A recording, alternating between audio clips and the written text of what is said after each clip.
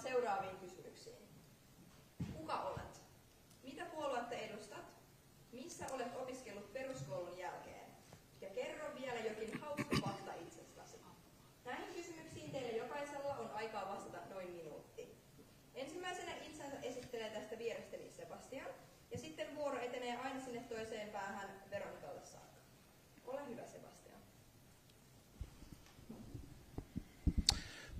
Päivää kaikille. Mahtavaa olla jälleen toiseen kertaan täällä Ressun lukiossa. Mun nimi on Sebastian Tynkkynen Oulusta, perussuomalaisten ensimmäisen kauden kansanedustaja. Ja peruskoulun jälkeen mä opiskelin Kokkolan Kiviniityn musapainotteissa lukiossa ja sen jälkeen Oulun yliopistossa taide- ja taitopainotteissa luokanopettajakoulutuksessa. Ja jotain hauskaa, no en nyt hirveästi keksi, mutta no koko ukko ihan läppä, niin mennään sillä.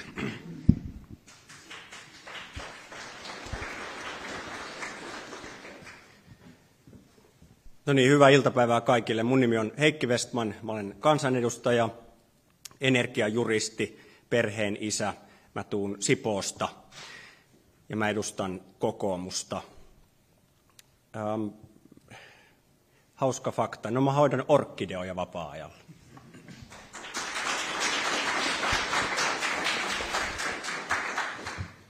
Mun nimi on Mika Poutala. Edustan kristillisdemokraatteja, asustelen tuolla Espoossa, 3 lasta, vaimo. Ja Mäkelärinteen lukiossa olen opiskellut ja sitten Perho liiketalousopistossa. Mä oon 4 olympialaisiin osallistunut ja mä oon sotilasjalkapallon Suomen mestari, mutta silti toisiksi paras painonnostaja tästä porukasta.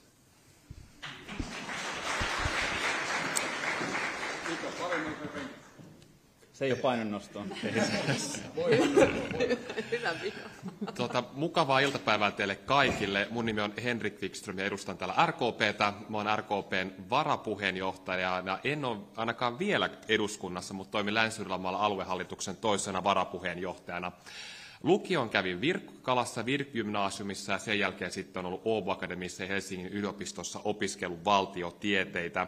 Ja jos jotain hauskaa haluan sanoa, niin mä en nyt mun penkkitulosta tässä kerro teille, koska siellä ei ole mitään hauskaa siinä kerrottavaa, mutta mä kirjoitan stand-up-vitsiä sekä itselle että muille, joilla mä sitten esiinnyn myöskin täällä Helsingin lähipubeissa ja näin. Että jos sinne joskus pääsette, niin voitte tulla kuuntelemaan.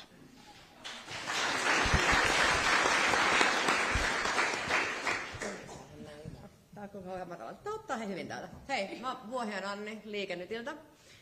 Peruskoulun jälkeen mä oon käynyt lukion Euron lukiossa, sitten ollut Tampereen teknillisessä yliopistossa opiskellut rakennustekniikan DI:ksi, jonka jälkeen, tai itse asiassa siinä aikana mä oon tehnyt mun dippatyön Saksaan Stuttgartin teknilliseen yliopistoon. Olen lääketieteen lisenssiaatti, tällä hetkellä väitöskirjatutkimusta lääketieteen puolella. Ja on tosiaan se painonnostaja, mistä Mika tuossa vieressä on käynyt olympialaiset 2016 Riossa, olympiakymppi. Ja oma painonnostoura on upea olla nyt loppusuorille, että mulla on myös tavoitteena noin EM-kisat huhtikuulla, että paljon juttuja huhtikuussa. Hauska fakta musta on se, että Heikki vähän veitä orkkidea jutun, että mun orkidealla on myös nimet. Mutta mä kierrän siis maailmaa joka vuosi konemusiikkifestareilla, mä suflaan. Et se on ehkä semmoinen hauska yhteen juttu tähän omaan elämään. Kiitos.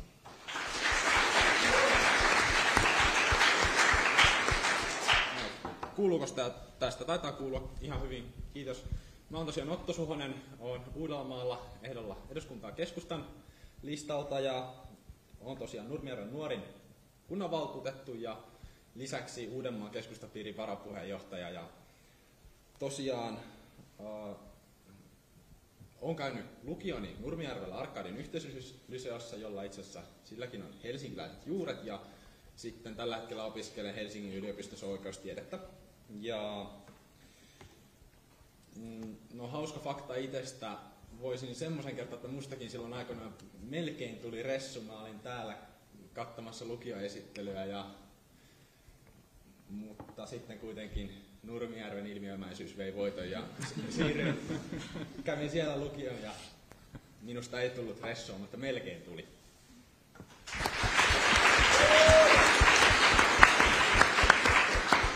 Jes, moikka kaikille ja Atte Harjanne Vihreistä Helsingistä kansanedustaja, meidän eduskuntaryhmän puheenjohtaja, puolueen varapuheenjohtaja koulutukselta Dippa-inssi, ja sitten mulla on väitöskirja tuolla Aalto-yliopiston kauppakorkeakoulussa.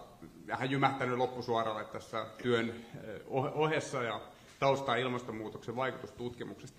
Mä oon alun perin tuolta Kehä Kolmosen ulkopuolelta muutama 100 metriä, eli Vantaalta Tikkurilasta, mutta mä oon käynyt Helsingissä lukion. Mäkin kävin tutustumassa Ressuun, mutta en tiennyt omaa parastani ja valitsin myös tämän Mäkelärinteen, joka Mikan kanssa ollaan samaa, luin siellä.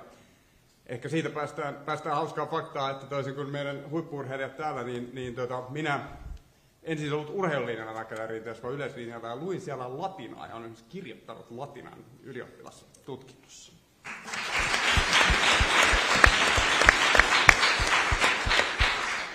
Niin, ja oikein ihanaa iltapäivää myös minun puolestani. Nasima Razmyar ja puolueen sosiaalidemokraatit, kasvatuksen ja koulutuksen apulaispormestari täällä Helsingissä ja täällä teidänkin koulussa. Tietenkin usein olen käynyt ja täälläkin on monta tuttua kasvoa. Tosi ihana olla täällä tänään. Mä tosiaankin kävin Tykkiä, Töölön yhteiskoulua lukiona ja sen jälkeen sitten olen valmistunut yhteisöpedagogiksi ja kulttuurituottajaksi.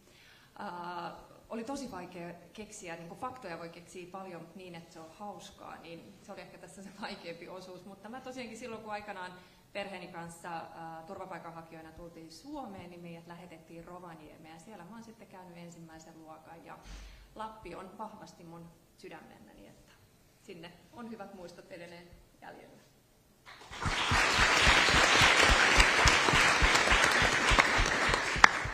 Hei kaikille, mä oon Veronika Honkasalo, Vasemmistoliiton kansanedustaja Helsingistä ja Vasemmistoliiton ensimmäinen varapuheenjohtaja. Mä oon käynyt mun peruskoulun ruotsin kielellä, menin ihan täysin suomenkielisenä, en osannut sanakaan ruotsia, niin Sundosvenska skoloniin ja sitten opin siellä ruotsinkielinen ja jatkoin Virkbyn högstadium, eli sinne samaan, kun täällä löytyy toinenkin panelisti, joka on käynyt saman koulun, ja sitten pyrin Kallion lukioon, koska mulla oli toi teatteriharrastus oli mulle todella tärkeä. Ja ehkä hauska yksityiskohta voi olla se, että osallistuin tämmöiseen suomenruotsalaiseen TV-sarjaan, nuorten sarjaan, kun TV-serien Sexton, joka oli iso tapaus silloin, kun me oltiin nuoria ja jaoin muun muassa nimikirjoituksia. Mutta tämän TV-sarjan tietää vain minun ikäluokkaani kuuluvat suomenruotsalaiset, ei ehkä muut. Ja olen myös vetänyt täällä Ressun lukiossa ruotsin kielen kursseja silloin, kun en oikein tiennyt, mitä rupean elämässäni tekemään.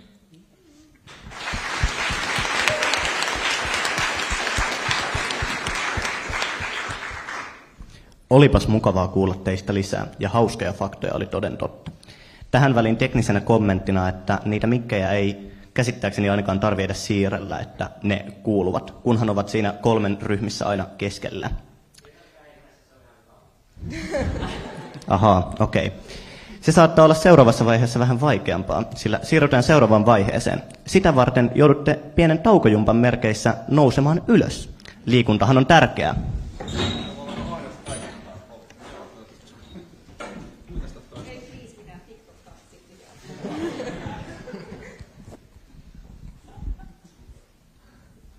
Nyt kun olette päässeet kaikki seisaalle sieltä, niin kerron teille, kuinka pääsette takaisin istumaan. Kysymme nyt ilmasto-, turvallisuus- sekä energiapolitiikka-aiheisia kysymyksiä. Niitä tulee 4 kappaletta ja aina 2 innokkainta viittaajaa pääsee vastaamaan kuhinkin kysymykseen. Vastattuanne pääsette istumaan alas. No niin, aloitetaan. Ja voit sanoa? Sen jälkeen ei saa enää vastata, eli yhteen kysymykseen vastaus per panelisti. Ja pyritään pitämään nämä vastaukset noin 45 sekunnin vastauksena. Ja mulla hienosti juontolappu vaihtuu kesken tässä. Ensimmäiseen kysymykseen. Ilmastonmuutos ja luontokatastrofi puhututtavat ja myös ahdistavat etenkin nuoria. Podetko sinä itse ilmastoahdistusta? Jos podet, mitä valintoja olet omassa elämässäsi tehnyt ympäristön auttamiseksi? Otetaan täältä ensimmäisenä Veronika. Koen ilmastoahdistusta jatkuvasti. Se on tämän maapallon suurin eksistentiaalinen kriisi. Ja koska mulla on myös lapsia, 2 lasta, toinen lukiossa ja toinen aloittamassa yläkoulun, he potee tätä myös. Ja se on myös aihe, josta keskustelemme kotona jatkuvasti. Itse yritän tehdä parhaani politiikan kautta tällä hetkellä, jotta ilmastonmuutos otetaan mahdollisimman vakavasti ja myös luontokato. Luonnon monimuotoisuuden hupeneminen on asia, jota on syytä käsitellä myös ilmastonmuutoksen yhteydessä. Ja sitten seuraavaksi, kuka haluaa viitata nopeasti? No, Nasima viittasi sitten. Kiitos. Tietenkin koetaan. Se on yhteinen asia ja se on jokaisen meidän moraalinen vastuu. Tämän päivän lapsi, joka syntyy tänä vuonna, niin hän elää vielä 2100-luvulle, jos kaikki käy hyvin. Ja tätä maailmaa täytyy rakentaa juuri siihen pisteeseen saakka, miltä maailma näyttää vuosikymmenten päästä. Ja poliitikkojen tehtävä on rakentaa parempaa maailmaa kuin millaisena me olemme sen saaneet.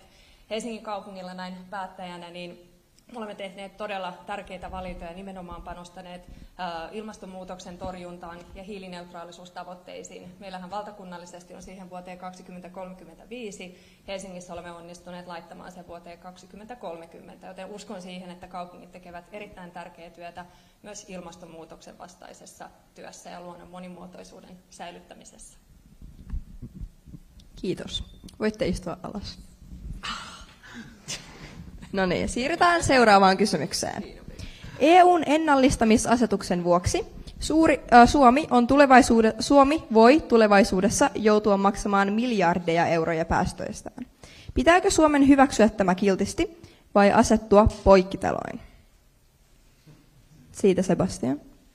Ei missään tapauksessa pidä hyväksyä Suomen metsistä, vaikka meillä on tällä hetkellä Euroopan eniten metsiä, niin valitettavasti niistä ollaan tekemässä tämmöisiä metsävarastoja koko EUlle. Oma vika, jos muut maat ovat hakanneet omat metsänsä. Suomen ei siitä pidä kärsiä, että me itse tehdään vastuullista metsäpolitiikkaa. Ja Suomessa joka ikinen vuosi istutaan 150 miljoonaa uutta puuta. Miettikää siitä. Kiitos. Sitten sieltä vaikka Otto. Kiitos. Mun mielestä ja keskustan kanta on se, että niin kuin EUn ennallistamisasetus on melko, siihen pitää suhtautua kriittisesti, ja sehän perustuu sille ajatukselle, että siellä 1900-luvun jossain kohtaa on se aika, mihin verrataan, ja ongelma on se, että Keski-Euroopassa, jos sitä ennen on ehditty hakkaamaan kaikki metsät pois, ja Suomessa vasta sen jälkeen, joten se kohtelee tosi eriarvoisesti meidän eri maita Euroopassa. Ja siihen nyt saatiin mun mielestä ihan hyvät kirjaukset, millä sitä aletaan EU:ssa vaikuttamaan, ja sitähän käsitellään vielä tässä nyt sitten niin kuin tulevallakin hallituskaudella, että jää nähtäväksi millainen sitä tulee lopulta. Kiitos. Ja tähän kysymykseen vielä Atte saa vastata, kun niin innokkaasti oli viittaamassa. Joo, no siis luonto köyhtyy maailmalla, luonto köyhtyy Suomessa, myös metsäluonto, ja olisikin niin, että meidän metsäpolitiikka olisi kauttaaltaan vastuullista. Ei ole. Hiilinielutkin on romahtanut aika reippaasti. Ennallistamisasetuksessa ei siis makseta jonnekin jotain, vaan maksetaan suomalaisesta työstä, jolla ennallistaan parannetaan luonnon tilaa. Ja tässä ennallistamisasetuksessa on toki paljonkin vielä petraamista ja vaikuttamista, mutta se pitäisi tehdä kyllä tieteen ja faktojen pohjalta ja miettiä, miten siitä saadaan mahdollisimman hyvä sekä Suomen että Euroopan että globaalinkin luonnon kannalta. Ja tässä talkoissa on niin yksinkertaisesti vastuullista, että me ollaan siitä tekemässä rakentavasti ja mukana. Eli en nyt tiedä, onko vastaus siitä, että niellään jotain kiltistä tai vastaavaa, vaan yritetään tehdä siitä ja pyritään tekemään mahdollisimman hyvä ennallistamisasetus ja pysäytetään Suomen osalta luonnon köyhtyminen, koska Suomessa voidaan tehdä Suomen luonnon osalta vaan me itse. Kiitos Atte ja Otto. Voitte istua alas. Seuraavaan kysymykseen. Turvallisuuspolitiikka on ollut lähiaikoina paljon pinnalla. Mikä on mielestäsi suurin ulkopuolelta Suomeen kohdistuva uhka tällä hetkellä? Miten sitä pitäisi mielestäsi torjua? Anni? Ylipäätänsä mun mielestä turvallisuuskysymys minun ikäluokan henkilöllä on tosi vaikea, varmaan niin kuin teillekin, koska me ei ole koskaan edetty sodassa. Niin jos multa oltaisiin kysytty, että mikä on suurin uhka, niin mä olisin tietenkin vastannut siihen, tai se olisi ollut vaikea vastata, mutta nykyään vastaisin siihen varmaan, että Venäjä. Ja se kolmas maailmansota, mikä me painaa sinne päälle. Mutta mitä se käytännössä tarkoittaa, niin mun mielestä se on hirveän vaikea hahmottaa, koska me ei olla koskaan eletty sitä sota-aikaa. Mä ehkä näkisin sen niin, että suurin ongelma on nimenomaan ne muuttuvat tilanteet, eli muuttuva tilanne siellä Venäjällä suhteessa siihen, miten Länsi-Eurooppa elää. Eli se ymmärrys siinä keskenään ei ole toimi tällä hetkellä, vaan nähdään sitä maailmaa ihan eri tavoin. Henrik. Kiitos paljon. Tietenkin tämä käytännössä politiikka, mitä meidän itänaapuri edistää tällä hetkellä, niin sehän luo huolta ja se on ihan ymmärrettävää, mutta itseä myöskin huolestuttaa tietenkin tämä asia, mistä me äsken keskusteltiin, myöskin ilmastonmuutos ja sen vaikutukset ylipäätänsä turvallisuuteen. Niistä ei ole keskusteltu niinkään paljon, kun meillä on tämä geopoliittinen tilanne tällä hetkellä Euroopassa, mutta toisaalta myöskin sitten keskustelu esimerkiksi EUn sisällä, eli miten se asettuu ja muotoituu tässä lähitulevaisuudessa. Nyt esimerkiksi EU on ollut tosi yhtenäväinen, että tulee vaikkapa pakotteisiin kohti Venäjää, mikä on tosi hyvä asia, ja on toivottavaa, että myöskin sitten tämä linja pysyy sitten tulevaisuudessa. Kiitos teille. Nyt kun teitä on enää 2 jäljellä, niin voidaan siirtyä viimeiseen kysymykseen. Käynnissä oleva energiakriisi tulkitaan lähtökohtaisesti johtuvan liiasta tukeutumisesta ulkomaiseen tuontisähköön. Kuinka tulevaisuudessa voitaisiin paremmin varmistaa Suomen omavaraisuus sähkön osalta? Löytyykö ratkaisu ydinvoimasta, tuulivoimasta, turpeesta vai mistä? Siitä Mika. Jes, mä kerkesin. Mä uskon, että tässä ei ole mitään yhtään ratkaisua, mitä me voidaan löytää. Totta kai kaikki on varmaan lukenut, että tuulivoima lisääntyy tosi paljon ja se on niin kuin hyvä asia. Mutta arviot on, että ehkä 2025 tuulivoima kattaa ehkä 25% meidän sähkön tuotannosta ja tarpeesta.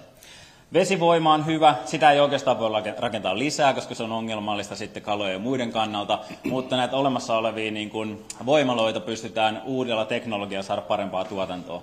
Mutta selkeästi ehkä isoin asia tuulivoiman lisäksi olisi mun mielestä se, että me saataisiin ydinvoimaa, pienydinreaktoroita pitäisi kehittää, ja sen lisäksi me voitaisiin kannustaa kaikki kansalaisia niin hankkimaan esimerkiksi aurinkopaneeleita, että Poutalan aurinkovoimalla tehdaskin on viime kesänä tuottanut kaikille meille sähköä. Myin siis ylijäämäsähköä, mitä mä tuotin siellä katolta, niin se olisi hyvä ratkaisu. Kiitos. Sitten hei. No niin, kiitos. Tämä energiakriisi johtuu 2 asiasta. Ensinnäkin siitä, että Venäjä aloitti tämän brutaalin hyökkäyssodan, meiltä poistui venäläistä energiaa Euroopasta. Euroopalta on ollut hölmöä ripustautua venäläiseen energiaan. Se on ollut myös Suomen virhe. Meidän pitää vahvistaa energiaomavaraisuutta, toimitusvarmaa kotimaista tuotantoa lisää. Me tarvitaan koko toi paletti, minkä tuossa alussa luettelit. Eli ensinnäkin lisää ydinvoimaa ja paljon. Se on varmaa, edullista, puhdasta energiaa. Me tarvitaan myös kaikki ne tuulivoimainvestoinnit, jotka tällä hetkellä on tuolla putkessa. Tuulivoiman rinnalle tarvitaan toki myös säätövoimaa, koska Suomessa pitää valot palaa ja kodit lämpiä ja yritysten pyörät pyöriä myös silloin, kun ei tuule. Ja näin lähivuosina, kun ollaan tämän kriisin keskellä, me tarvitaan myös sitä fossiilista tuotantoa, joka meillä jo on järjestelmässä. Eli tulevina vuosina pitää myös ne turvekattilat ja kivihiilikattilat tulilla, jotta suomalaisille riittää energiaa. Kiitos. Hienoa. Nyt kaikki ovat päässeet istumaan. Siirrytään siis seuraavaan osioon, johon te tarvitsettekin niitä mustia ja valkoisia lappuja pöydällänne. Jokaiselle panelistille on tosiaan jaettu 1 musta ja 1 valkoinen lappu. Seuraavaksi kysymme teiltä kyllä ja ei kysymyksiä. Nostatte valkoisen lapun, jos haluatte vastata kyllä, ja mustan lapun, jos haluatte vastata ei. Kunkin kysymyksen jälkeen voimme antaa lyhyitä kommenttipuheenvuoroja innokkaimmille, mutta ne ovat sitten aidosti lyhyitä. Homma on varmaan selvä, joten otetaan ensimmäinen kysymys tulille.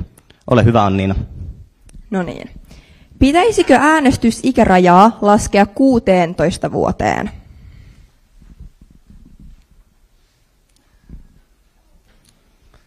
No niin, täältä näyttää tulevan vastaukset. Veronika voi ottaa lyhyen kommenttipuheenvuoron. Joo, mä ajattelen, että ehdottomasti kuntavaaleissa pitää laskea 16.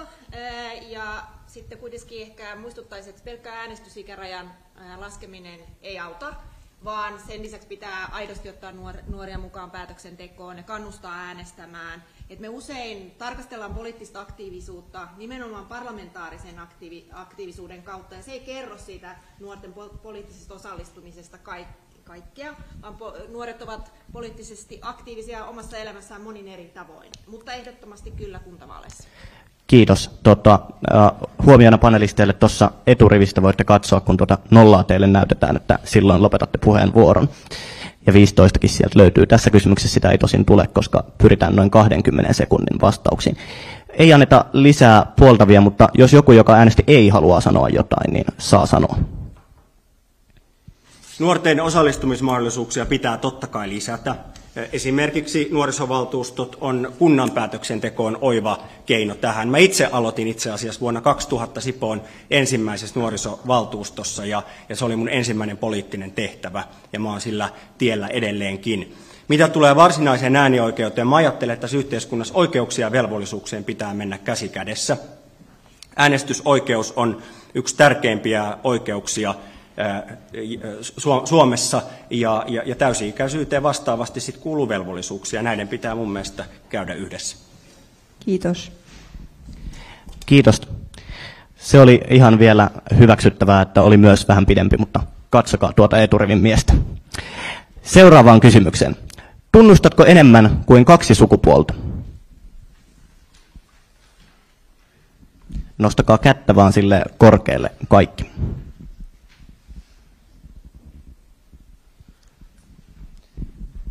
Hienoa. Haluaako joku sieltä ei-puolelta vaikka kommentoida ensin? No mä voin kommentoida sen verran, että sen verran mitä biologia on lukenut, niin mun tietääkseni on vain 2 sukupuolta. Totta kai on siis olemassa todella pieni määrä sitten ei-sukupuolisia, mutta sen lisäksi niin en biologian kannalta niin tunnitse. Ja sitten joku kyllä-puheenvuoro. Sieltä tuli nopea.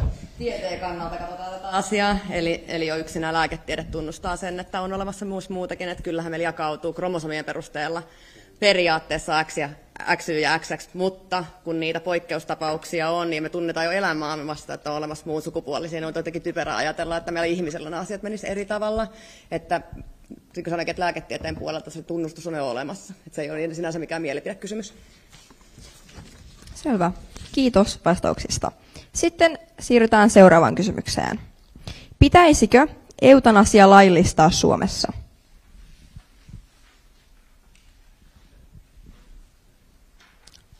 Haluaako joku kommentoida lyhyesti? Sieltä Otto. Tämä on vaikea kysymys, koska tässä niin kuin ollaan kirjaimellisesti elämän ja kuoleman kysymysten äärellä, mutta mä näen, että kaikille pitää antaa mahdollisuus semmoiseen niin kuin armolliseen kuolemaan, ja niissä tilanteissa, joissa ihminen on täysissä niin kuin hengenvoimissa sillä lailla, että niin kuin pystyy sen päätöksen itsenäisesti tekemään ja saadaan useammalta lääkäriltä lausunto, niin mun mielestä sitä voisi semmoisessa tapauksessa selvittää, että se olisi mahdollista. Sitten otetaan sieltä nopeasti Veronika. Joo, mä ajattelen, että kannatan itse eutanasiaa, mutta samaan aikaan pitää huolehtia siitä, että meidän saattohoito on laadukasta. Tällä hetkellä kaikilla ei ole yhdenvertaisia mahdollisuuksia siihen, että pääsisi laadukkaan saattohoidon piiriin, joten se on tosi tärkeää tässä yhteydessä myös sitä edistää. Kiitos. Kiitos. Seuraavaan kysymykseen. Oletko feministi?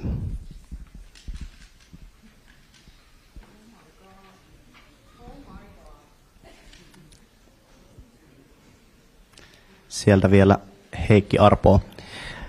No niin, kuka nopeiten kyllä ja kuka nopeiten ei haluaa kommentoida? Ilmeisesti Sebastian ja Veronika. Kumpi aloittaa?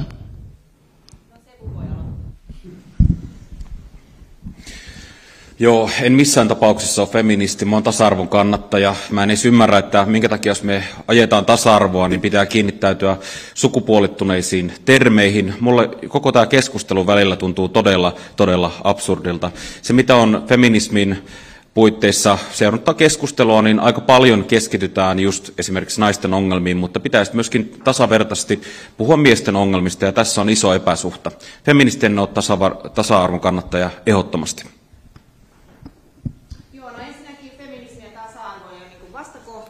Me edistetään kaikkien tasa-arvoa, kun me tehdään feminististä politiikkaa ja ajatellaan niin, että niin kuin edistetään kaikkien potentiaalia mahdollisimman hyvään elämään. Se koskee myös poikia, miehiä, nuoria miehiä. Tämä ei ole nollasumma peliä, että edistetään vain yhden sukupuolen asiaa, vaan kaikkien tasa-arvoa. Kiitos. Seuraava kysymys kuuluu näin. Pitäisikö jonkinlainen perustulomalli ottaa käyttöön Suomessa? Haluaisiko joku nopeasti kommentoida siitä? Otetaan Mika. Joo, mun mielestä perustulo voisi olla hyvä keino muun muassa vähentämään byrokratiaa. Et nyt esimerkiksi joudutaan erilaisia tukia hakee niin monelta eri luukulta. Jos meillä olisi perustulo, niin voitaisiin tavallaan lopettaa monia tämmöisiä tukia ja keskittää ne siihen yhteen, jolloin vähennettäisiin byrokratiaa ja säästettäisiin rahaa. Kiitos. Otetaan sieltä Atte oli seuraavaksi nopein. Joo, kiitos. Tosiaan näin samaa mieltä Mikan kanssa. Meillä on painetta selkeyttää yksinkertaistaa meidän sosiaaliturvajärjestelmää ja muuttuva talous, joka muuttuu pois tällaista 8-4-5 päivää, kaikilla on vakkariduunis, niin se edellyttää myös muutos siellä sosiaaliturvalle ja se perustulo on sellainen suunta, johon mun nähdäkseni, joka vastaisi siihen ja myös vapauttaisi ihmistä henkistä ja luovaa kapasiteettia entistä enemmän, kun se systeemi on selkeä. Otetaan vielä ihan nopeasti Heikki. Perustulon idea on siis hyvä. Se, että työ kannattaisi joka tilanteessa ja se pitäisi olla itse asiassa leikkaava asia suomalaisyhteiskunnassa, kun puhutaan verotuksesta, kun puhutaan työttömyys-sosiaaliturvasta. Mutta perustulo-ongelma on siinä se, että se on vastikkeetonta rahaa, ja mä ajattelen, että sellaista ei pidä yhteiskunnassa olla. Eli täytyy olla velvoittavuutta siinä sosiaaliturvassa, ja tällainen elementti, joka perustulosta puuttuu, niin on mun mielestä ihan oleellinen asia sosiaaliturvassa. Kiitos. Tämäkin selvästi herättää keskustelua. Seuraavaan kysymykseen. Pitäisikö kansalaispalvelus ottaa käyttöön myös naisille?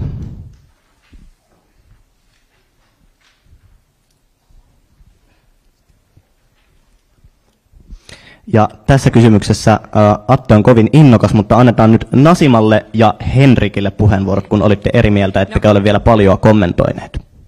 Oikeastaan olisi voinut hyvinkin olla nämä molemmat laput. Mun mielestä tähän pitää suhtautua nyt hyvin avoimesti. Itse näen, että tietenkin paitsi tämä meidän turvallisuuspoliittinen tilanne on muuttunut, maanpuolustus on muutenkin kuin aseellista puolustamista. Me tiedetään, että me tullaan tarvitsemaan hyvin erilaista osaamista ja siinä toivon, että koko yhteiskunnan kapasiteettia pystytään käymään ja käyttämään. Ja siinä mielessä se, että tämä aidosti pohditaan ja mietitään avoimesti, niin en pidä sitä lainkaan mahdottomana asiana. Kiitos. Itse tässä pohdin, että mikä nyt näistä lapuista laitetaan ylös, koska pitkälle mietin samalla tavalla kuin Asima tässä kertoi, että tätä on syytä tarkastella monesta eri näkökulmasta. Ehkä itse pidän tärkeänä sitä, että nyt jos me saataisiin vaikkapa kutsunnat avoimeksi kaikille, ja sinne kutsuttaisiin siis koko ikäryhmä, ei ainoastaan velvoittavasti niin kuin pojat, niin se olisi jo tärkeä asia. Itse kannan huolta myöskin siitä, että kun nämä ikäryhmät tässä tällä hetkellä pienenee, niin mikä on se reservi sitten tulevaisuudessa, että on tärkeää saada myöskin sitten naisia enemmän myöskin mukaan itse puolustusvoimiin. Kiitos vastauksista. Siirrytään seuraavaan kysymykseen. Se onkin tämän osion viimeinen kysymys. Eli pitäisikö ruotsin kirjoittaminen muuttaa takaisin pakolliseksi ylioppilaskokeissa? Sieltä... Mun on pakko saada vastata tähän kysymykseen. Just oli äänessä, ei voi antaa. Otetaan sieltä Otto ensimmäiseksi. Joo, kiitos. Mun mielestä se uudistus, mitä silloin tehtiin silloin joitain vuosia sitten, että Ruotsi poistettiin pakollisesta kirjoitusaineesta, oli hyvä. Se osaltaan paransi lukiolaisten valinnan mahdollisuuksia, vähensi sitä stressiä ja kyllä se niin kuin edelleen osa sitä ruotsia kirjoittaa, että kyllä siihen niin kuin riittävät kannusteet on ja meillä sitten yliopistossakin opetetaan, että ei sen kirjoittaminen ole mitenkään välttämätöntä. Kiitos. Haluatko?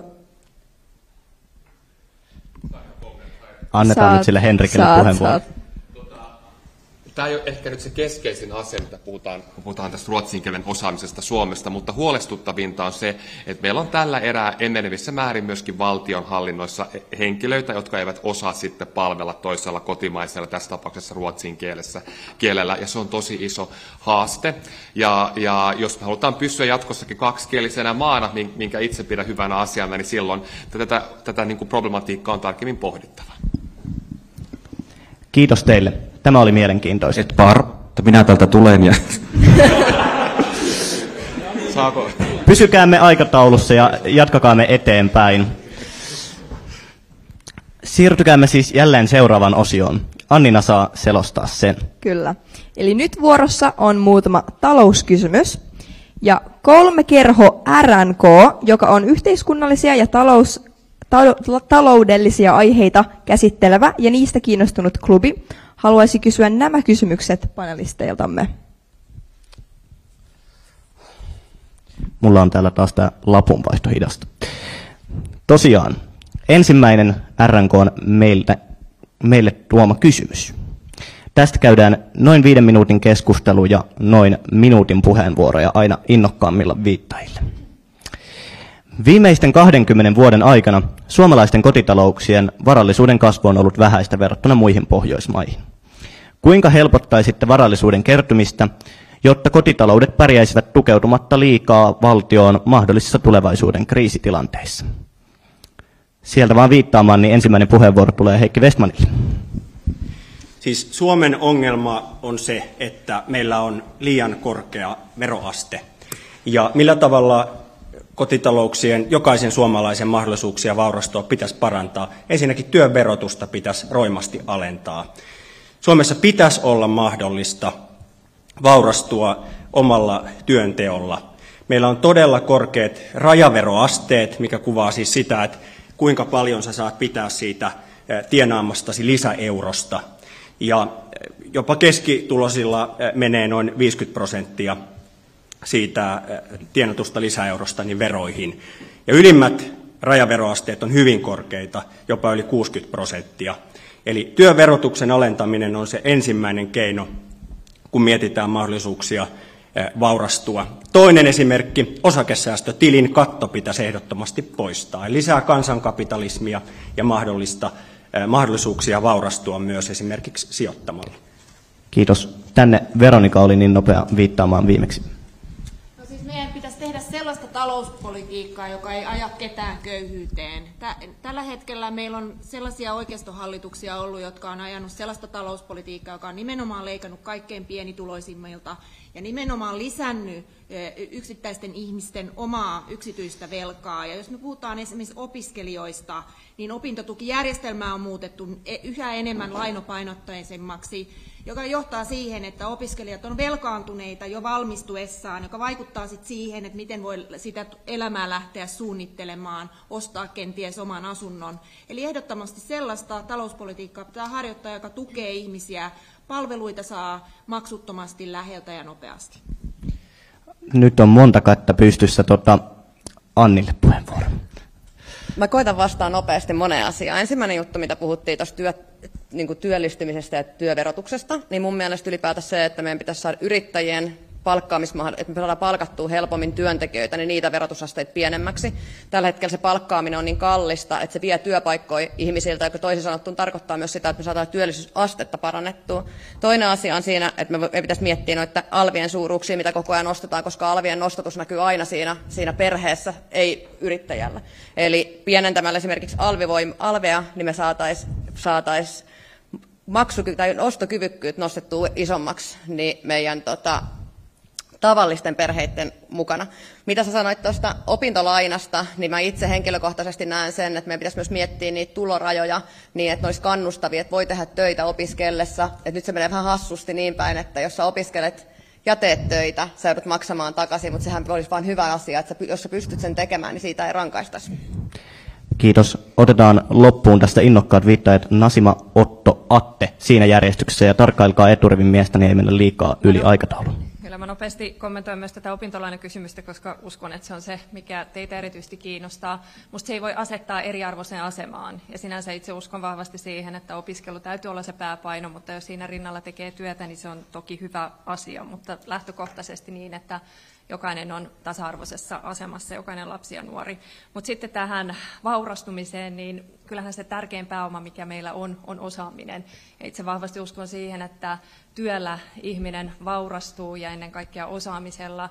Toivon kovasti, että meillä osaamistasoa nostetaan. Meillä vuoteen 2035 mennessä 60% työpaikoista vaatii korkeakoulututkintoa ja toivon, että tämä on tärkeät askelmerkit myöskin meille kansallisesti nähdä niin, että korkeakoulutusta tarvitaan paitsi Suomessa enemmän, niin että se tukee myös sitten tietenkin osaamista työtä ja sitä kautta myöskin vaurastumista. Joo, kiitos. Mäkin haluan tätä opintolainakysymystä kommentoida sen verran, että meillähän tosiaan järjestelmä on se, että monet opiskelijat on valmistuessaan aika velkaantuneita, ja nythän on esitetty viime aikoina julkisuudessa, että luotaisiin siihen päälle vielä tämmöinen lukukausimaksujärjestelmä, jossa sitten opinnot maksettaisiin valmistumisen jälkeen sen opintolainan päälle. Ainakin kokoomuksen pari ehdokasta on tämmöistä kannattanut Uudellamaallakin ja Helsingissä. Sehän luo semmoisen tilanteen, että siitä kun lähdetään tekemään töitä, niin silloin ollaan jo miinuksella. Ja mun mielestä se on väärä lähtökohta ihmisellä työelämään, kun on valmistunut. Mä en myöskään tiedä toisaalta, että onko meillä yhteiskunnassa varaa siihen, että me hirveästi työn verotusta lasketaan, koska toisaalta tämän hetken velka on tulevaisuuden veroa, ja me ollaan sitten niitä maksajia. Me tarvitaan yritysystävällinen yhteiskunta, jossa yrittämisellä pystyy luomaan sitä varallisuutta. Me tarvitaan elinkeinoystävällinen yhteiskunta, jossa Suomessa on työtä, ja me tarvitaan esimerkiksi parempia mahdollisuuksia siihen omaan asunnon hankintaan, koska silloin se myös kerryttää omaa varallisuutta, kun ei tarvitse sitä vuokraa maksaa, vaan omaa asuntolainaa. Tässä välissä Atte saat heti puhua, mutta olisi varmasti hyvä tapa, että kun oma puolen mainitaan, niin saa lyhyesti kommentoida. Heikki, jos haluat jotain 15 sekunnissa sanoa tästä. Jos sinulla on siis kommentoitavaa jotain siihen, että teidät mainittiin. Niin siis opiskelun ja työn yhdistäminen pitäisi olla nykyistä kannattavampaa, eli niitä opintotuen tulorajoja pitää edelleen nostaa. Tällä kaudella niitä nostettiin 50%. Se oli mun ensimmäinen lakialoite kansanedustajana, jonka mä tein, että hallitus näin toimisi. Tämä on yksi niistä harvoista hyvistä päätöksistä, jota tämä vasemmistohallitus on tehnyt. Eli teille on entistä kannattavampaa opiskelujen aikana niin tehdä myös duunia, ja tämä on hyvä asia. Kiitos Heikki. Atte. Joo, tässä hallituksessa on käsittääkseni 3 ei-vasemmistolaista puoluetta, mutta tämä asia on oikeasti vaikea, koska siis vaurastuminen on hyvä, mutta varallisuuteen tavallaan kohdistuvat sen helpotukset helposti keskittää sitä varallisuutta, ja sen takia täällä on tullutkin hyviä pointteja musta työn verotuksesta tai painopiste työn verotuksesta, erityisesti pois niin pieniä ja keskituloisiin liittyen, niin sit ympäristöhaittoihin ja tämän tyyppiseen oikein hyvä suunta. Ylipäänsä talouden dynamiikan parantaminen vaurastuttaisi kaikki, kilpailullisuus, työvoimapulaan vastaaminen. Ja sitten vaurastumisen monipuolistuminen. Vähän huolettaa se, että meillä se vaurastuminen on just sitä oma asunnon kautta tulevaa. Ja me on nähty näinäkin aikoina, että se ei ole riskitöntä. Niin siihen keinoja, että miten huolehti siitä, että meillä vaurastuttaisiin myös muilla tavoin. Kiitos mielenkiintoisesta keskustelusta. Siirrytään nyt toiseen RNK kysymään kysymykseen. Suomen budjetti on tänä vuonna alijäämäinen yli 8 miljardilla eurolla. Korkotason noustessa lainakulut kasvavat ja rasittavat julkista sektoria jatkuvasti enemmän. Tilanne on vakava. Mistä leikataan, jos on pakko? Ja tähän kysymykseen tosiaan toivotaan nopeita 30 sekunnin vastauksia ja ensimmäisen vuoro tuosta Mikalle ja sitten aletaan kiertämään tänne päin Sebastianista, hypätään Veronikaan. Ja 30 sekunnin puheenvuoroja, kiitos. No, mistä leikataan? Varmasti monestakin paikasta, mutta mitäköhän tähän nyt sanoisi ensimmäisenä? Mä sanoisin, että me voitaisiin leikata semmoisista ylimääräisistä esimerkiksi tuista, mitä on nyt myönnetty tällä kaudella, ja saataisiin niitä vähän pienennettyä. Tosiaan jokainen pääsee vastaamaan, niin ei tarvitse viitata. Mennään Heikki ja sitten Sebastian ja sitten hypätään sieltä Veronikaan. Niin, suomalaisten päälle on kasattu 40 miljardia lisää velkaa tämän hallituksen aikana, ja hyvät opiskelijat, se on aikanaan teidän ja meidän maksettavana. Ja on ihan selvä asia, että valtiontaloutta täytyy laittaa tasapainoon. Kokoomus on esittänyt joka vuosi tämän kauden vaihtoehtobudjetissaan tehnyt esityksiä siitä, että mistä vähemmän tärkeistä voidaan karsia, koska sitä säästäminen on laitetaan asioita tärkeysjärjestyksestä, hallitus ei ole kyennyt tekemään. Esimerkkejä: asumistuki pitää uudistaa, sieltä saadaan useampi 100 miljoonaa. Ansiosidonnainen työttömyysturva pitää porrastaa, yritystukia voidaan leikata, hallinto on yleinen säästötavoite, ja sen lisäksi tämä ei kammalla koko valtion talousarvio läpi. Siellä on yli 500 menoriviä. Jos jokaiselta saadaan esimerkiksi miljoona, niin siitä saadaan jo iso potti. Sellaista on säästäminen julkisella puolella. Laitetaan asioita tärkeysjärjestykseen, jotta tärkeimpään riittäisi varoja. Tämä on oikeasti isoimpia asioita. Mä muistutan tässä vaiheessa, että tuolla näkyy, kun on 15 sekuntia aikaa vastata ja kun aika on loppunut. Otapa yleisö mukaan. Kuinka moni teistä avaa joka ikinen päivä jonkun Ylen kanavan TV:stä ja katsoo sitä? Käsi ylös nyt. Aika vähän käsiä nousee. Me ollaan pitkään perussuomalaisten kanssa puhuttu siitä, että Yleltä pitäisi leikata ihan roimasti. Se on paisunut ihan hirveän paljon. Toinen, mistä me ollaan puhuttu, tehoton kehitysapu, mitä valuu korruptioon. Sitten me ollaan puhuttu myöskin humanitaarisen maahanmuuton lopettamista Suomeen kokonaan. Ja säästyvillä rahoilla sitten paljon tehokkaammin pystyttäisiin auttaa lähtöalueilla. Nyt loppuu aika, kunnioitan sitä. Kiitos.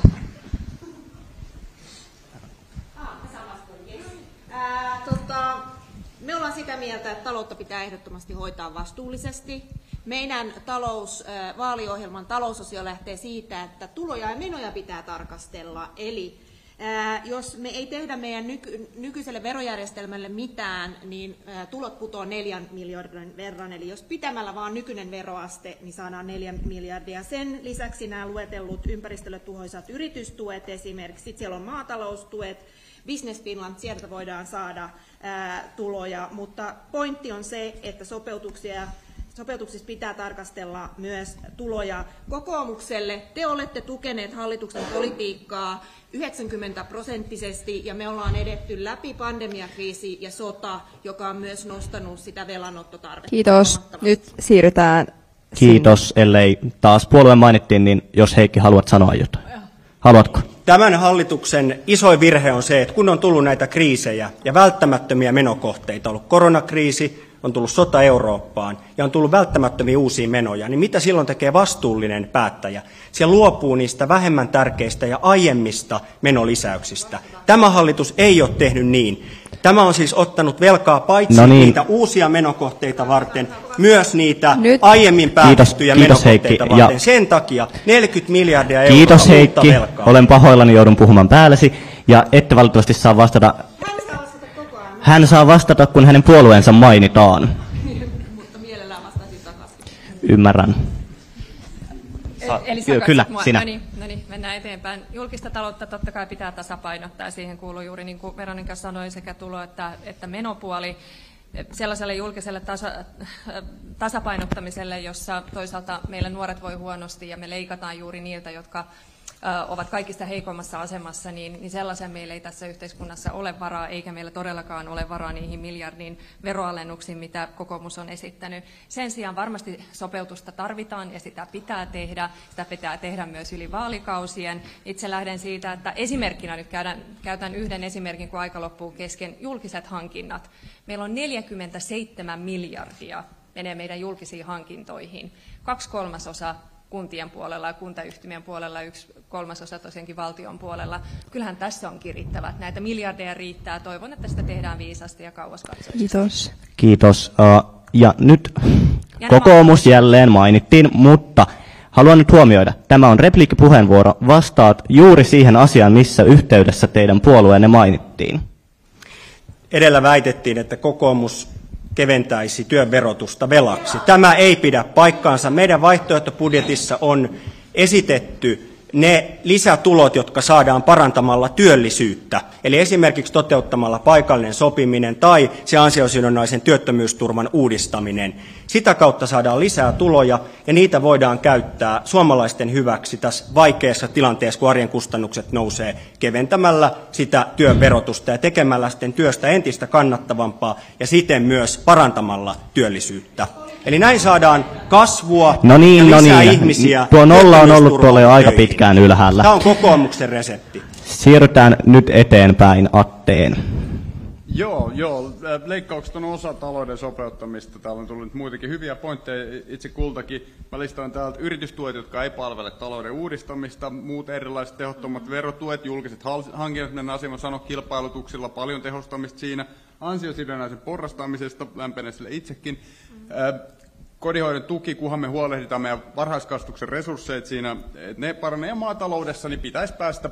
Se ottaa vähän aikaa, mutta päästä sitten tukiriippuvuudesta, vähentää sitä huomattavasti, mutta se ei ole kyllä ihan hetken homma. Niin kuin ylipäänsä niitä leikkausten kanssa kannattaa huolehtia, että ne on niin kuin pitkällä aikavälillä myös kestäviä. Joo, kiitos. 3 pointtia, 10 miljardia tunnin junahankkeisiin. Ei kannattavaa tässä tilanteessa, niistä voidaan leikata. ansiosidonnaisen porrastaminen, kannatan myös sitä, ja lisäksi erilaiset terveysverot ja esimerkiksi henkilöristeilijöiden yritystuet on asioita, mistä voidaan leikata. Atelle haluan kotihoidon tuesta sanoa sen, että se ei ole kyllä ihan selkeästi säästökohde, koska meillä pitäisi lisätä huomattavasti resursseja varhaiskasvatukseen. Se on kohtuullisen edukasta, että kotihoito on myös. Ja siitä asumistuesta pitää todeta se, että se leikkaisi myös opiskelijoasumisesta huomattavasti. Täällä on puhuttu, että opiskelijat pois yksiöstä takaisin soluihin. Kiitos Otto. Mä luulin jo alussa, että se oli niin kuin täydellinen puheenvuoro, että se kestää oikeasti alle sen 30 sekuntia ja siinä on vain kolmen upean leikkauksen lista. Mutta oli se ihan hyvä puheenvuoro silti. Annetaan nyt vielä Atelle, Aten nimi mainittiin, niin 15 sekuntia juuri siihen asiaan. Eli se, että ihmiset, olisi siis se, että kotihoidon tuen poisto sit lisäisi työvoimaa, työllisyyttä, verotuloja ja se maksaa itseään sitä kautta takaisin. Mutta se on totta, että se pitää nimenomaan huolehtia, että ne varhaiskasvatuksen resurssit on siinä kunnossa. Maksaa ja työvoimapula. Ei vaan. Siirrytään Anniin. Välikommentti, että nämä 30 sekuntia on meidän valtion budjetti, että se menee koko ajan joka kuukausi yli. Aloitetaan. Eli mä itse kannatan kanssa tätä porrastusta, se on hyvä homma.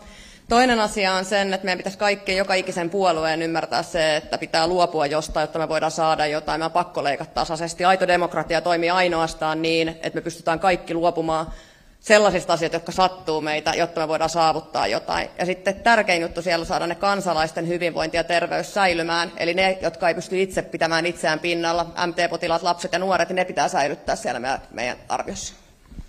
Kiitos. Kiitos. Juuri noin 30 sekunnin vastauksesta. Viimeisenä Henrik. Yes, eli täytyy lähteä tarkastamaan yritystukia. Sitten täytyy myöskin hyvin tarkkaan miettiä, että millä tavalla hyvinvointialueet käynnistyy, ettei sinne koko ajan laittaa myöskään lisää rahaa. Meidän täytyy saada järjestelmä kunnolla toimimaan tässä heti alkuvaiheessa.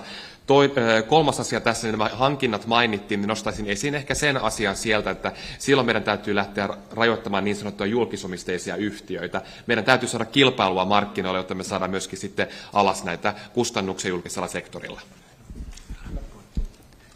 Kiitos näistä vastauksista. Saatiinkin erittäin hyvää keskustelua tässä käyntiin ja onneksi me ollaan suunniteltu tähän noin 15 minuuttia liukumavaraa, että kun mennään vähän yli ajasta joissain vastauksissa, niin se ei vielä haittaa. Te olette kuluttaneet siitä jo puolet. Seuraavaksi vuorossa on vielä muutama työryhmämme suunnittelema kysymys, jotka eivät muihin kohtiin sopineet. Ja näissä pyritään jälleen 45 sekunnin vastauksiin, ja kuhunkin kysymykseen saa vastata 3 innokasta panelistia. Aloitetaan ensimmäisellä. Tämä sopii tänne koulumaailmaan. Suomen PISA-tulokset ovat viime vuosina heikentyneet ja varsinkin poikien koulumenestys on laskenut aikaisempien vuosien tasolta. Mitä asialle pitäisi tehdä ja miten erityisesti poikien tulokset saataisiin nousuun?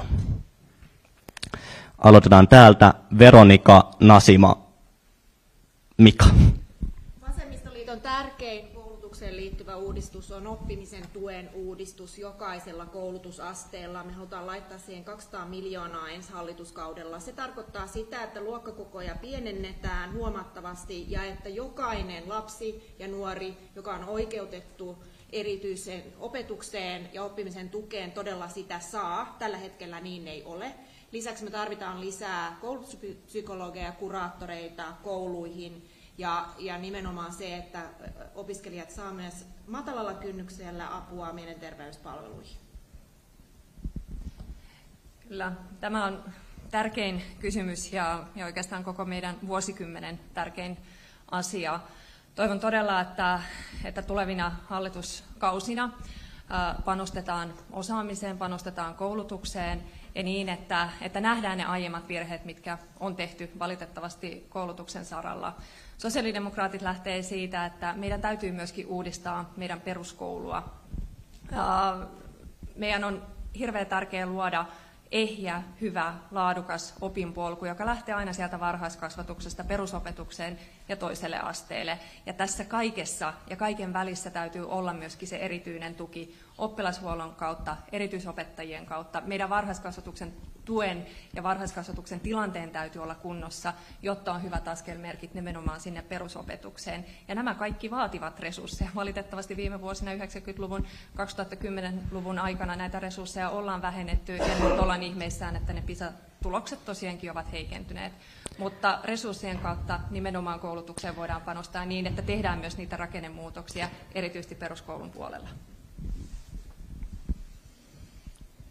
Mulla on 3 pointtia. Oikeastaan ensimmäinen olisi, että meidän pitäisi saada inkluusion talouskuntoon. Eli me tehtiin inkluusiopäätös, mutta sitä ei ole tueta riittävästi, että se oikeasti toimisi. Eli ei ole riittävästi apua näille haastaville oppilaille. Tai sitten pitäisi saada enemmän erityisluokkia takaisin.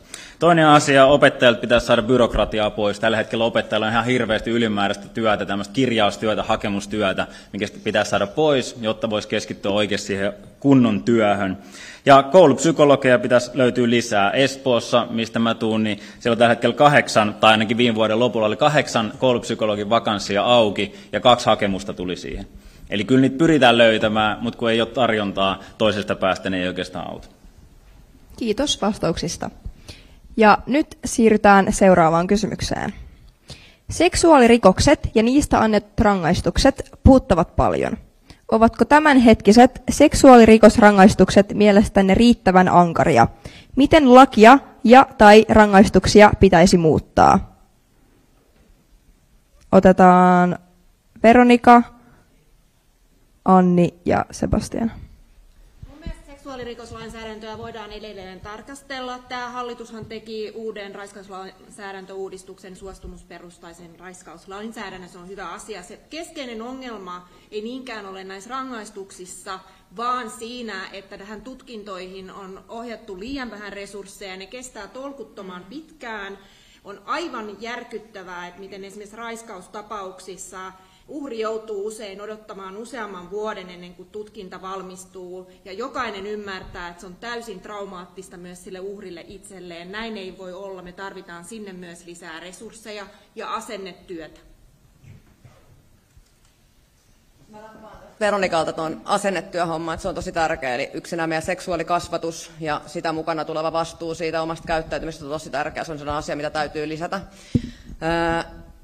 Poliiseiden resursseja tuohon tutkimiseen on pakko lisätä. Niin kuin sanoit, että 2 vuotta oli ihan liian pitkä aika odottaa niitä. Ja se, että niiden itse rikosten tiukentamisen niin pitää aina muistaa se. Mä itse kannatan sitä, että tiukennetaan, mutta se, että se vankila itsessään ei pelasta sitä, vaan siinä on meillä on ongelma, mikä pitää korjata.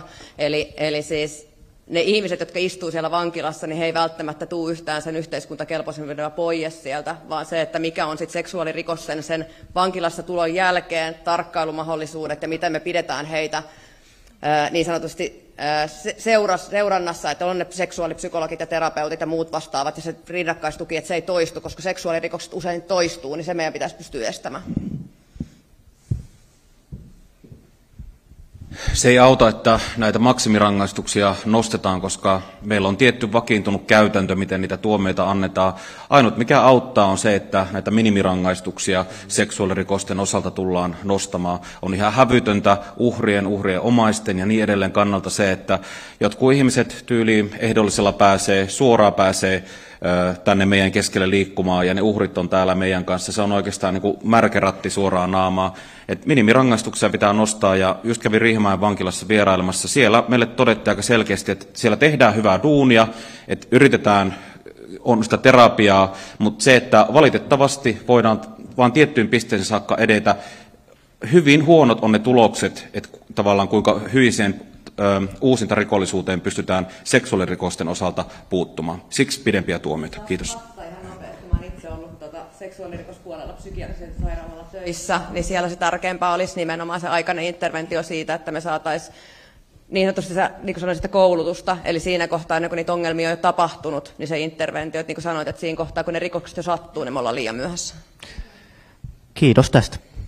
Ja kiitos puheenvuoroistanne muuten. Siirrytään tämän lyhyen kysymyspatteriston viimeiseen kysymykseen. Euroopassa monet valtiot harkitsevat ja ottavat askelia kohti kannabiksen dekriminalisointia tai jopa laillistamista. Pitäisikö teidän mielestänne kannabiksen käyttö dekriminalisoida tai laillistaa myös Suomessa?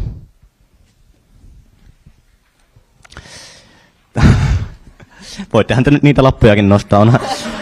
Onhan tämä ihan siihenkin hyvä kysymys, mutta puheenvuorot annetaan täältä. Nyt otetaan niitä ihmisiä, jotka ei tässä patteristossa ole vielä ehtineet vastaamaan, vaikka Veronika onkin niin innokas jokaiseen kysymykseen. Atte, Otto ja annetaan loppuun saakka Henrik ja Heikki, eli kaikki, jotka eivät ole vielä ehtineet vastata. Tämä kysymys dekriminalisaation osalta ei ole ollenkaan hankala. Se pitäisi olla niistä no-brainer. Se on ihan selvästä puoltaa kaikki asiantuntijat. Ne vaan se käyttörangaistukset vaan syventää päihteisiin liittyviä ongelmia. Ja sen takia me todella toivon, että löytyy puolueelta rohkeutta ja päätteeltä ensi kaudella hoitaa se asia maaliin. Laillistaminen on vähän mutkaisempi kysymys. Sekin on ihan selvä, että tavallaan saamalla asia sääntelyn piiriin, niin se saadaan parempaan kontrollia ja haitat paremmin kuriin, ja tämä on se meidän puolueen linja, mutta siinä kannattaa seurata, mitä muualla tehdään, on eri malleja ja eri tuloksia, ja huolehtia, että mennään askel askeleelta sellaiseen systeemiin, mikä tosiaan tarttuu niihin päihdehaittoihin tieto- ja faktapohjalta. Joo, kiitos. Mun mielestä tätä pitää katsoa niin kuin monesta näkökulmasta, ja tämähän ei ole helppo kysymys. Ensinnäkin tällä hetkellä on se helppo. Ei se ole helppo kysymys. Huumeen käyttörikoksista voidaan jättää jo tällä hetkellä rangaistuksen tuomitsematta, jos henkilö esimerkiksi hakeutuu hoitoon. Mun mielestä se vierotushoidon tarjonta on esimerkiksi sellainen asia, mitä pitää katsoa tosi tarkalla kädellä. Tällä hetkellä sinne ei pääse, ja jos meillä ei ole se kunnossa, niin mun mielestä on väärä näkökulma lähteä ensimmäisenä laillistamaan. Dekriminalisaatiota voidaan tarkastella, sehän on THL-linja, mutta esimerkiksi Kaliforniassa on aika huonoin tuloksin päätynyt tämä, että on laillistettu ja tuotu säätelyn piiriin kokonaan, että siihen suhtaudun tosi kriittisesti. Kanadassa paremmin. Nyt vihervasemmisto ottaa omaa puheenvuoroa. Siirrytään tosiaan sinne Henrikille. Yes, kiitos paljon.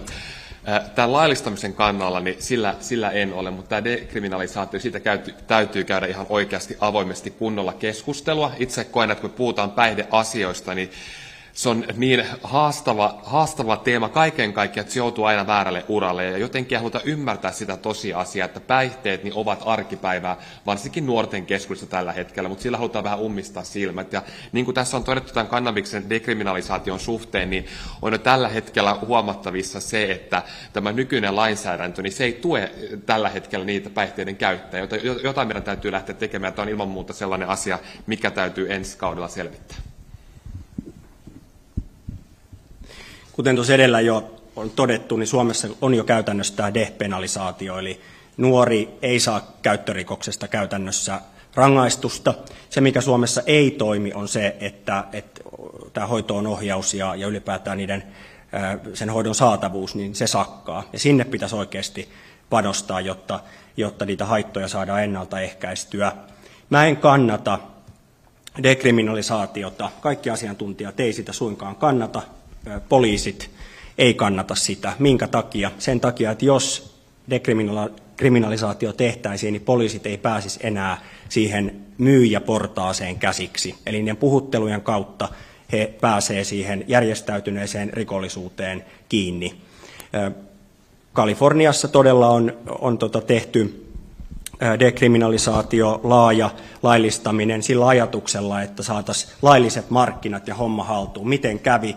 Se laiton markkina, joka on järjestäytyneen rikollisuuden käsissä, kukoistaa edelleen, ja tämä laillinen markkina ei käytännössä toimi. Se on ollut hyvin epäonnistunut kokeilu siellä Kaliforniassa. Kiitos. Mielenkiintoisia vastauksia. Kiitos teille. Siirrytään. Yhden lyhyen kommentin. Ensimmäinen asia siis tähän vaan, että huumeiden käyttörikokset ja huumeongelmat kuuluvat terveydenhuollon piiriin, ei poliisin piiriin. Ja toinen asia siinä on se, ottamatta kantaa, koska mä haluan nähdä se tieteellisen tutkimuspohjan ennen kuin sitä päätöstä tehdään, on se, että ei pidä sotkea sitä kannabiksen laillistamista ja huumeiden dekriminalisointia, että ne on kaksi eri asiaa. Nyt siirrytään. Että ensimmäinen askel ja tärkeä askel päihdepolitiikkaan ja myös ennaltaehkäisevästi ja korjaavasti on se, että me laillistetaan käyttöhuoneita. Toivon, että tähän löytyy jokaiselta puolueelta rohkeutta, myös omalta puolueelta. No niin. Kiitokset. Siirrytään seuraavaksi vielä muutamiin ressujen ja mahdollisesti myös täältä yleisöstä olevien opiskelijoiden ennalta ehdottamiin kysymyksiin. Ja näissäkin 45 sekunnin puheenvuorot ja kolme vastaajaa per kysymys. Ole hyvä, Henri. Tai ainakin siis pyritään näihin 45 sekuntia 3 vastaajaan. Mennään ensimmäiseen ressujen kysymykseen. Suomen maataloutta on jo entuudestaan vaivannut monet ongelmat, eikä tilanne ole lähivuosina liikkunut kuin huonompaan suuntaan koronakriisin ja Ukrainan sodan johdosta. Miten aiotte varmistaa maatalouden kestävyyden ja toipumisen ensin lyhyellä aikavälillä sekä sitten pitkällä aikavälillä? Sieltä ensimmäisenä Otto, Nasima, Henrik. Tämähän on tärkeä asia ja tämä Ukrainan sota on viimeistään osoittanut sen, että kyllä meidän pitää huolehtia myös siitä, että ruoan osalta ollaan omavaraisia. Tällä hetkellä meillä lannoitteet ja monet muut maatalouden kustannukset on noussut valtavasti ja sitä on yritetty nyt tukipaketella nostaa, mutta mehän tarvitaan rakenteellisia uudistuksia. Meillä on tällä hetkellä K-ryhmä ja S-ryhmä, jotka muodostavat tämmöisen duopolin ruokamarkkinoilla ja he pystyvät käytännössä sanelemaan ne hinnat, mitkä siellä on. Ja he ottaa tosi isot katteet. Kyllä tähän pitää löytää ratkaisuja ja nyt on esimerkiksi elintarvikemarkkinalakia ollaan tiukentamassa. Se luo lisää sääntelyä sille, että nämä ei voi mielivaltaisesti sanella niitä ehtoja tuottajille. Ja se on mun mielestä se pitkäaikavälin ratkaisu. Maataloustuottajalle pitää vaan jäädä siitä enemmän käteen. Muuten meillä ei ole ruokatuotantoa Suomessa enää kohta. Musta omavaraisuuden kanssa sillä ei ole mitään tekemistä, että me sipataan sianlihaa Kiinaan tai Uuteen-Seelantiin. Tämä on se valtavan suuri ongelma tällä hetkellä. Totta kai mä olen samaa mieltä, että meidän täytyy tukea meidän maataloutta ja nimenomaan tämän rakennemuutoksen kautta uskon, että sieltä sisältä myös näin toivotaan ja halutaan. Aivan kuten esimerkiksi sähkömarkkinoiden osalta ollaan siirretty siihen vihreään siirtymään, se auttaa nimenomaan niitä markkinoita. Aivan yhtä lailla maataloudessa tarvitaan samoja rakenneuudistuksia ja samoja rakennemuutoksia. Tällä hetkellä meillä niin kuin kansallisesti yli 1 miljardi euroa menee maataloustukiin ja kyllä tätä pitää nimenomaan siinä, kun palattiin ja oltiin edellisessä keskustelussa erityisesti tässä valtion talouden tasapainottamisessa, niin toivon todella, että maataloustuet eivät ole esimerkiksi irrallaan meidän haitallisista yritystuista. Henrik. Olen itse kotoisin maanviljelijäperheestä, joten tiedän, että tästä keskustellaan hyvinkin paljon, varsinkin maaseudulla, ja itse näen, että tälle tukiputkelle on saatava stoppi, koska se, että me joka kerta annetaan uusia tukia maataloudelle, niin tässä kriisitilanteessa se on ollut välttämätöntä, mutta se on jatkanut monta vuotta. Eli tarvitaan rakenneuudistuksia monella eri sektorilla. Me tarvitaan joustavampaa hankintalakia, että julkinen sektori pystyy myöskin hankkimaan läheltä niin kuin parempia niin kuin tuotteita, mutta nimenomaan myöskin enemmän kilpailua tälle sektorille ja enemmän niin kuin mahdollistavaa lainsäädäntöä. Moni yrittäjä esimerkiksi tällä sektorilla sanoo, että on helpompaa viedä tavaroita ulkomaille kuin myydä tässä niin kuin Suomessa, koska meidän oma lainsäädäntö tämän estää. Eli meidän täytyy oikeasti nyt pureutua näihin juurisyihin ja antaa myöskin sitten maataloudelle mahdollisuus oikeasti tehdä näitä rakenteellisia uudistuksia huomioon ottaen tietenkin vihreä siirtymä ja ilmastoasiat. Kiitos. Nyt siirrytään seuraavaan kysymykseen. Voisiko Suomi mielestänne liittyä NATOon ennen kuin Ruotsinkin ratifiointi on varmistettu? Otetaan 3. Sieltä otetaan eka Nasima, sitten Atte ja Veronika. Musta mä käytän itse asiassa Erkki Liikasen viisautta, joka eilen kirjoitti jotenkin niin, että älä provosoi, älä provosoidu, äläkä spekuloi liikaa. Että nyt tarvitaan malttia, nyt tarvitaan sellaista niin kuin oikeanlaista järkeä ja ehkä ennen kaikkea rauhallinen tunnelma sen suhteen, että asiat varmasti tässä jossain vaiheessa ratkeavat, mutta pidän erittäin tärkeänä, että yhdessä tähän ollaan Ruotsin kanssa ryhdytty ja yhdessä varmasti myöskin maaliin päästään. Mutta kaikista vaarallisinta tällä hetkellä on se, että me spekuloidaan aivan liikaa ja nimenomaan sitä provokaatiota pitäisi kaikista eniten välttää tässä tilanteessa. Joo, erinomainen puheenvuoro Nasimalta. Jos katsoo ihan karttaa, niin on selvää, että Suomen ja Ruotsin nimenomaan yhdessä liittyminen on ehdottomasti Suomenkin etu, ja se on hyvä, että tämä on yhdessä tehty. Sinänsä kategorista eitä tällaiseen kysymykseen olisi aika erikoista antaa. Me ollaan toki suvereeni valtio ja Natolla oma päätöksentekonsa, mutta lähtökohtaisesti on aivan selvää, että meidän etu on liittyä yhdessä, ja nyt ei saisi punttitutista ja ottaa kuulisti, ja kyllä tämä homma vielä maaliin menee. Joo, mä varmaan edustan sitä henkilöä tässä paneelissa, joka suhtautuu kaikkein kriittisemmin NATOon organisaationa. Mun mielestä on käsittämätöntä, että on pistetty 2 jäsenyyskriteerit täysin täyttävää valtiota yksin neuvottelemaan autoritäärisen Turkin kanssa. Tämä kertoo aika paljon myös NATO-organisaatiosta ja sen epäyhtenäisyydestä. Mä olen samaa mieltä siitä, että ehdottomasti pitää edetä yhdessä Ruotsin kanssa ja samaan aikaan meidän pitää tehdä kaikkemme, jotta me osoitetaan, että me kunnioitetaan oikeusvaltioperiaatetta, ihmisoikeuksia ja demokratiaa, eikä anneta näissä piiruakaan verran periksi kenellekään, eikä kukaan sanelle Suomelle, mitä meidän pitää tehdä täällä. Onko näiden kolmen puhujan, tai onko joku paneelissa, joka kokee olevansa niin kuin varsin eri mieltä näiden kolmen puhujan kanssa? Ei vaikuta olevan, joten mennään seuraavaan kysymykseen. Tästä oltiin suhteellisen yksimielisiä täällä. NATO-aiheesta siirrytään sujuvasti käsittelemään Ukrainaa. Tulisiko mielestäni Suomen lisätä aseapua Ukrainaan? Näinkin yksinkertainen. Otetaan nyt tämä loppuäänestys, kun ehdokkaat näin innokkaasti niitä haluavat. Se on aika yksimielinen. Ketkä haluavat puheenvuoroja? Annetaan Veronika, Atte ja Sebastian. Mun mielestä tämä tilanne, joka tällä hetkellä on, niin on se, että Suomi toimii yhdessä muiden EU-maiden kanssa ja me ollaan sitouduttu siihen, että me tuetaan Ukrainaa kaikin mahdollisen tavoin ja se tarkoittaa, että me myös annetaan aseapua. Niin kuin presidentti Niinistökin sanoi vierailullaan Ukrainaan, että on myös tärkeää, että voidaan puhua diplomaattisista keinoista ja rauhasta, mutta Ukraina itse päättää sen, lähteekö se neuvottelemaan rauhasta. Ja on täysin ymmärrettävää, että rauhasta ei voi lähteä neuvottelemaan, jos ehdot ovat täysin irrationaaliset ja järjettömät. Mutta kannatan sitä, että Suomi toimii yhdessä muiden maiden kanssa ja myös tässä suhteessa päättää siitä aseavusta ja sen tasosta. Kyllä, Ukraina pitää tukea voittoasti. Päivän hieno uutinen on se, että Saksa antoi vihdoinkin vihreät valoa näille Leopard 2 taistelupanssarivaunuille ja Suomi on siinä mukana ja se on oikeasti mahtava juttu. Siinä on kestänyt ihan liian kauan. Ukrainassa soditaan myös meidän turvallisuuden, meidän arvojen puolesta ja on tärkeää, että tähän on täystuki, antaa ne työkalut, mitkä Ukraina sen voittoon tarvitsee. En malta olla kyllä muistelematta, että noin vuosi sitten vähän vajaa, niin ennen kuin tämä sota alkoi, niin alkoi jo keskustelu siitä, että pitäisikö Ukrainaa auttaa puolustautumaan mahdollisuudesta, että Venäjä hyökkää. Ja itse asiassa edustaja Honkasalo silloin pöyristyi siitä, että minä sanoin, että joo. Tämä on nyt vilvitön kiitos, että minusta se on hienoa, että kaikki on herännyt tähän tilanteeseen, mitä se tarkoittaa. Edustaja Honkasalo saa repliikkipuheenvuoron. Mun mielestä politiikkaan kuuluu se, että on niin kuin isoja periaatteellisia linjauksia, joissa voi olla myös niin kuin tavallaan pitkän pohdinnan kautta voi muuttaa kantansa. Ja mulle tämä ihan oikeasti aseapukysymys oli todella vaikea silloin, kun Venäjä aloitti tämän todella aggressiivisen hyökkäyksensä Ukrainaan.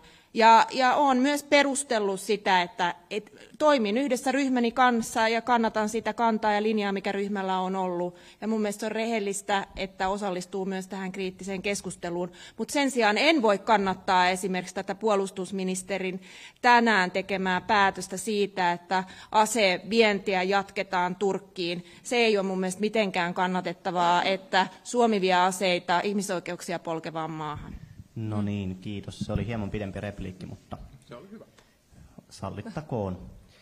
Sinne Sebastianille seuraavaksi. Kiitos. Meidän kannattaa antaa kaikki aseapu, mitä me ikinä voidaan antaa Ukrainalle tällä hetkellä yhteisessä rintamassa muiden länsimaiden kanssa. Ei tietenkään koskaan niin, että Suomi jotenkin yksin lähtee ratkaisemaan tilannetta, vaan sitä painetta, että kaikki maat tulee antamaan paljon apua. Tällä hetkellä Ukraina sotii meidän kaikkien puolesta.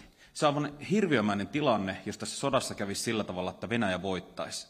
Sen jälkeen alettaisiin katsomaan uusia naapurimaita, että minne seuraavaksi laajennutaan. Ja sitten se tilanne olisikin se, että niitä aseita, mitä nyt ollaan lähetetty tai haluttaisiin lähettää, niin olisikin me kaikki, jotka sodittaisiin Venäjä vastaan täällä. Eli tämä kehityskaari saattaa olla ihan älytön ja sen takia Venäjä pitää pistää viimeistään nyt polvilleen ja myöskin koulutusapua aseellisen avun lisäksi ja humanitaarista. Kiitos. Kiitos. Nyt siirrytään toiseen tärkeäseen aiheeseen. Mikä on teidän mielipide käsittelyssä olevasta translaista? 3 halukasta. Otetaan siitä Anni, Otto ja Atte. Täällä oltiin nyt hieman myöhässä, joten Anni, Otto, Atte.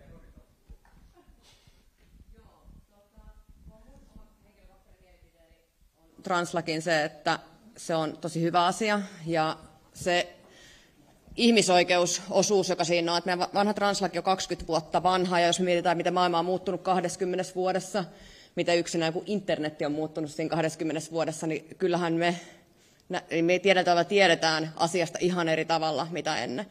70-luvulta eteenpäin on tutkittu jo transsukupuolisuutta niin Yhdysvalloissa, ja me tiedetään se, että sen transsukupuolisuuden tukeminen vähentää heidän sekundaarisia ongelmia, joita tulee esimerkiksi mielenterveysongelmia ja muut vastaavat. Mä en ymmärrä sitä, että miten se on meiltä pois auttaa ihmisiä elämään ihmisen näköistä ja onnellista elämää. Että mä oon ehdottomasti se translain puolella.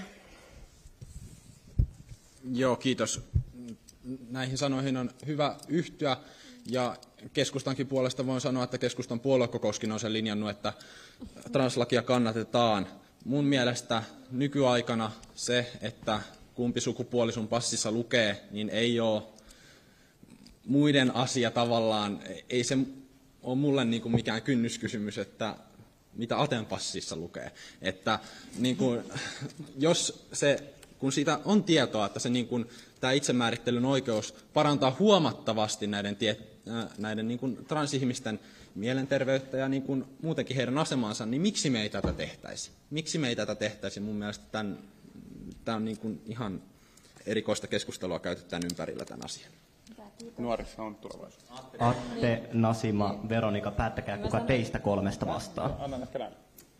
Kun tässä nyt kaikki kolme... No, hei, mä sanon tosi lyhyesti niin, että tekin voitte jatkaa, mutta keskustanuorissa on selkeästi tulevaisuus ja mä sanon vaan sen verran, että kun kiertää kouluja ja keskustelee meidän nuorten kanssa, niin itse asiassa on ollut hyvin häpeällistä se keskustelu, mitä julkisuudessa viimeisten viikkojen kanssa ollaan käyty läpi. Todella toivon, että laki menee ja ennen kaikkea tässä on kyse oikeuksista, ihmisoikeuksista ja tasa-arvosta, että toivon, että myös keskustelu sen ympärillä on sen kaltainen, että se kestää sitä, että nuoret kuulee niin, että he voivat ylpeästi... Tuolta näytetään jo 0 sekuntia, vaikka tämä oli ylimääräinen väliin tullut puheenvuoro. Haluaako jompikumpi teistä nyt vielä sanoa, ettei saa sitä 45? Sovitaan 20. Ei mulla näihin ole täydennettävää, tässä tuli 2 oikein loistavaa puheenvuoroa. No Veronika saa sen 20. Tuolla tuli kuitenkin niin ihania kehuja Nasimalta jonnekin. Suomi on laahannut peräänsä muita Pohjoismaita ja nyt vihdoin tämä todella merkittävä ihmisoikeusloukkaus korjataan. Kyse on lyhyesti oikeudesta elämään, oikeudesta olla olemassa. Ja tämän jälkeen pitää turvata se, että transihmisillä on myös oikeus päästä hoitoihin helposti. Kiitos. Katson kelloa ja arvioin, että meidän aikataulussamme on varaa vielä tässä kohdassa sille, että joku, joka ehkä vastustaa translakia, saa puheenvuoron, jos panelistista löytyy joku. Onko ketään, joka haluaisi sitä vastustaa? Ei vaikuta löytyvän ketään, niin Mika. Joo, mä voisin oikeastaan sanoa sen verran vaan, että mä uskon, tässä oli hyvin sanottu, että ei varmaan ketään kiinnosta, mitä jonkun passissa lukee, eikä muakaan kiinnosta, mitä passissa lukee, mutta se, mitä tässä on keskusteltu tavallaan sen ympärillä mahdollisista niin kuin väärinkäytöksistä, ei niinkään ehkä niin kuin transsukupuolisten suhteen, vaan miten kuka tahansa voi väärinkäyttää tätä nyt käsittelyssä olevaa lakia, niin nämä on mun mielestä huolestuttavia. Tämän takia mun mielestä tätä pitäisi keskustella tai käydä vähän enemmän läpi sitä lakia ja miettiä, että onko tämä oikeasti nyt fiksu tehdä tälleen, vai olisiko siinä fiksumpia asioita, miten sitten voisi korjata sitä lakiehdotusta. Kiitos. Kiitos teille panelistit. Saimme nyt paljon hyviä vastauksia ressujen hyviin kysymyksiin. Pienet tuuletukset, jos joku kysyjä on täällä, eli joku, joka on laittanut kysymyksen, joka me kysyttiin, niin tuulettakaa nyt. Hienoa.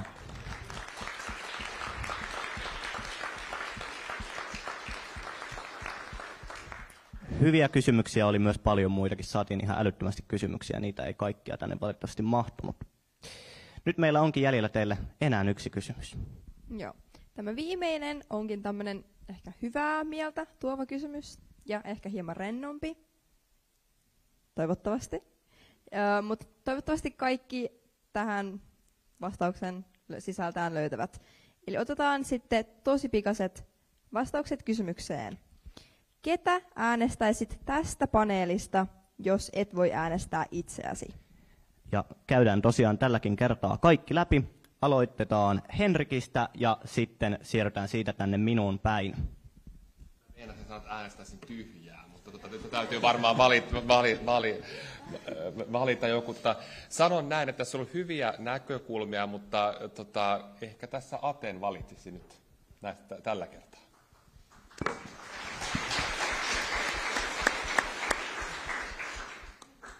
Sama homma, että joutuu kyllä miettimään, että ketä äänestäisi, tälle porilaiset tai ketä äänestäisi, mutta äänestäisin myös Attea. Oli todella hyviä vastauksia. Joo, mä meinasin sanoa saman, mutta jos tässä nyt niinku, ettei no kai sitä pitäisi sanoa, että Atella oli fiksuja pointteja, että eikä tässä muuta voi sanoa, että vaikka asioista ollaan eri mieltä, niin hyvin perusteltu sanoisin.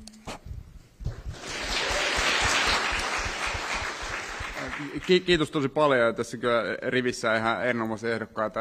Mä ehkä vetoon siihen, että ääni menee aina ehdokkaan ohella myös puolueelle, tai itse ensisijaisesti puolueelle ja näillä ja muutenkin erinomaisella ansiolla, niin Henkan nostaisin sitten oman ääneni saamaan, että ole hyvä.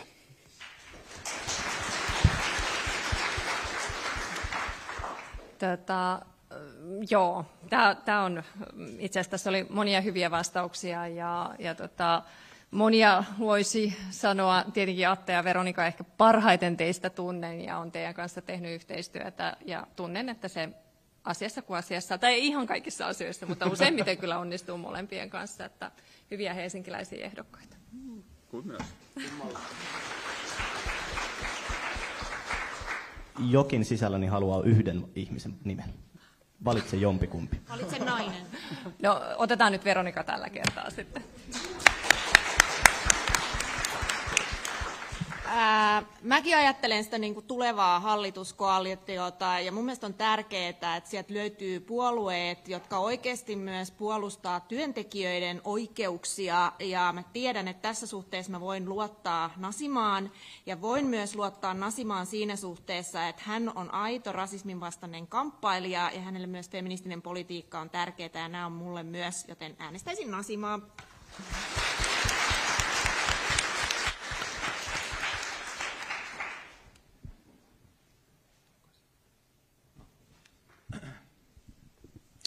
Mä lähden nyt tämmöisellä näkökulmalla, että demokratian puolustaminen on tärkeää, että meillä on moniarvoinen monipuoluedemokratia, ja tämän vuoksi mun ääni lähtee itse asiassa ihan päinvastaisen suuntaan, eli Veronika Honkasalolle.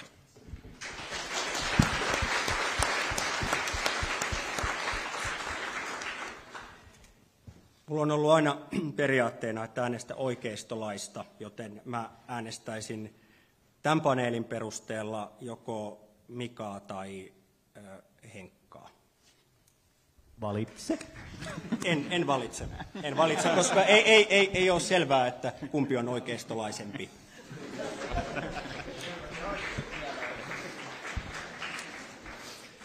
Tässä on ollut mielestäni hieno huomata, että joka ikisen vastauksiin pystyy yhtymään ja oikeastaan joka ikisen vastauksiin pystyy myös olemaan eri mieltä, sit, kun mennään johonkin. Mutta ehkä mä tästä ottaisin nyt Sebastian.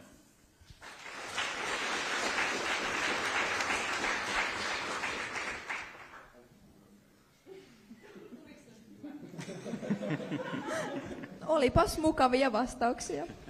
Ja tämä Ainakin Atelle tuli.